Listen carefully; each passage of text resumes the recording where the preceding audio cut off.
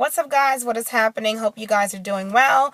Welcome to my new subscribers. Thank you for stopping by and finding me worthy enough to follow.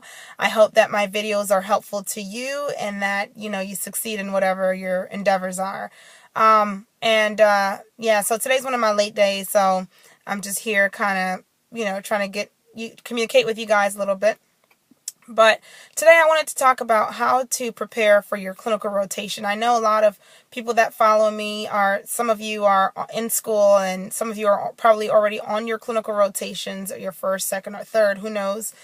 And some of you have yet to get there. But I just wanted to kind of help someone out there who is new to this. I've gone through 6 clinical rotations, 3 as a PTA and 3 as a PT, like different settings. And what I found is that, there's more to clinical rotations than just fulfilling a requirement and graduating, which, look, at the end of the day, as a student, that's all you want to do. As an organization, in terms of educational institution, they just want you to meet the requirement, get what you need to get out of it, do well, and get out for the next group to come. And you can't blame anybody about that.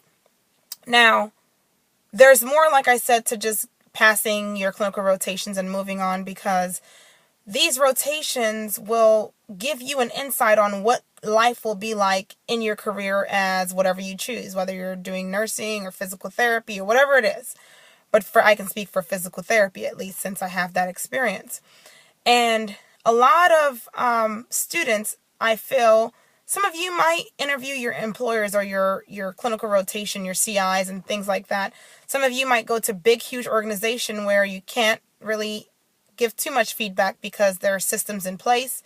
Some of you might go to independent-owned clinics where you might be able to influence how things are run one way or another. But whatever it is, I urge you to visit your clinic that you're thinking about going to, even if it's like a person who you know who could potentially be your CI.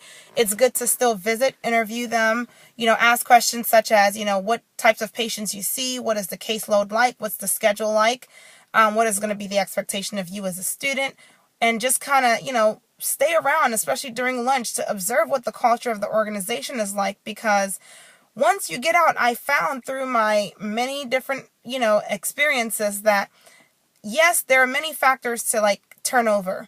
There is money. How much am I getting paid? What is the cost of living relative to how much I'm getting paid? What kinds of patients do I see? Do I have very heavy, intense, acute patients that need a lot more attention, or are they relatively high level and just need me to address whatever impairment or dysfunction they have? Ask about, look at your commute. How long is it going to take if you can help it? Of course, as a student, if you get placed wherever they place you, you can't help that. But if you can help it, look at the commute. How long does it take for me to get to and from my clinic, whether traffic included, so that I'm not in the traffic all day long? How is it like? What's the camaraderie between employees? Are they relatively easy to get along with? Do they communicate with one another relatively easily? Is there a lot of tension that I sense within the clinic, even from just shadowing? What is it? And, and just make that determination and see how it's like. Because one thing I know is I know a lot of people who have had very tough relationships with their CIs because of things like this. And I think a lot of us don't see that these things will affect. It's a glimpse of what's going to be like professionally. And it's very important that you get the holistic effect. Of course, you want to make sure that you get what you need to get out of it, which is meeting your credit requirements for your clinical rotations. But you also want to make sure that you are enjoying what you're doing, because I'm telling you, there's nothing like hating what you do or hating the clinic that you're going to every single day. If your gut feeling is like, man, I don't feel like being here, then it's probably not for you. Even as a professional, you need to sit and question yourself. Do I really enjoy going to work daily? I mean, no one, I'm sure everybody would be like, not really, even if you have your dream job. But, you'll have your rough days. You'll have your days where you don't really feel like doing it. But I'm talking about on a daily basis, going there, does that make you happy? Ask yourself that. Forget the money, forget everything else. Are you happy with what you're doing? And if you're not going to give your best, and it's going to affect how you function just in general. But get to know the culture of the organization, because the culture of the organization does affect how people run things. If the culture is very serious, then it's going to be more of a serious mood.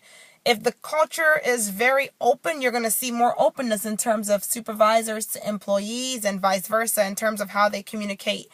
And I think there should be a balance between each clinic. You shouldn't have a clinic or a CI who is so extra, doesn't give you any negative feedback. Not necessarily negative feedback, but useful feedback, and just says yes to everything. And you shouldn't also have a CI that's so hard that you could barely, even just communicate with, and feel like you're stupid or something. I don't know. But you just want to have a balance. You want a CI that will give you positive feedback, but will also tell you that, hey, I think you should work on this area or this area, without coming out to be insulting or demeaning. Because at the end of the day, although we are students, or you are students, you still deserve some level of respect, regardless of, what you're doing. And, so I urge you guys to really stay during lunchtime, stay through lunchtime, see how they're communicating. Of course, people might put on a show when you're there to, not to be professional. But if you go once or twice and just see how it is, you'll probably pick up one or two things and know if this is for you or not. And then, also, if you know the clinic specialty that you're going to, try to study it, review some of your notes. Like for me, my first rotation as a PT was vestibular. And so I studied a lot of my vestibular content, made sure I understood that, and then, just kind of followed through with my CI, which was great, by the way. As a PTA, my first ever clinical rotation, I hated every minute of it. It was one of those, and that's why I made this video, because I was thinking about it. But I would literally go to the clinicals early. I would sit in the car, and every single day, unfailingly, before I entered that facility, after I've prayed, I would utter, I hate this 4-letter word. I hate this, and and I would walk in and do everything that I needed to. I ended up getting an A and did well in it or whatever, but still, I just hated it. Why? Because the culture was so stiff. My CI and I, we had sort of, I would describe it as a mother-daughter kind of relationship, which was not really healthy. It was more overly corrective. Which is nothing wrong with that, but, it is something, sorry guys, that was me, but it's something wrong with it if you feel like, it was just weird. I don't know how to describe it, but I didn't really understand the need for, and the importance of culture, understanding the culture and how you communicate with your CI at that point. So I feel like that's why it was miserable. Then the other one I went to as a PTA was an outpatient clinic. And my CI was the director. She was awesome and good, but then I barely spent time with her. I spent time with the 2 part-time PTs that were there. The one was excellent. She was a great balance. She would tell me, Monique, you're doing great. I would approach this like this too, if, just in case, or if she wanted to change a technique of mine that I was using. And then the other one, which I didn't really spend too much time with her, which I'm glad. But the other one was just oh my gosh. I remember one day, quick story. I came in and she asked me a question. I forgot what it was, and I answered it correctly, and it was in front of the patients. But she just kept persisting and made me feel like the most idiotic human being in the world, even though I was answering the question correctly.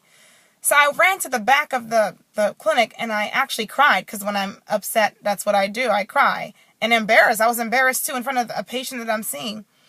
And I kind of stepped back, and my CI was away for vacation. So I called her look, I cannot do this. I cannot be with this therapist again, because every time I'm with her, it's always something negative. She just always wants to find something negative about what I'm doing. I don't know what it is. And I went to that CI in question, and I told her, listen, I'm fine with feedback. I will take it. I'm one who listens and loves to learn. but I don't want to be disrespected in front of a patient. So communicate with your CI what you want. Like, if you don't like getting feedback right away, communicate that. Unless it's a safety issue, then that needs to be addressed. But because that was the culture there, kind of. It was kind of just no care. Like, it was, the culture there was interesting. But you have to communicate with your CIs and let them know how you feel. Otherwise, you're probably not going to like it. And then get lots of sleep, exercise, and, just stay grinding. Keep your head up. Keep studying and pushing through. Learn to,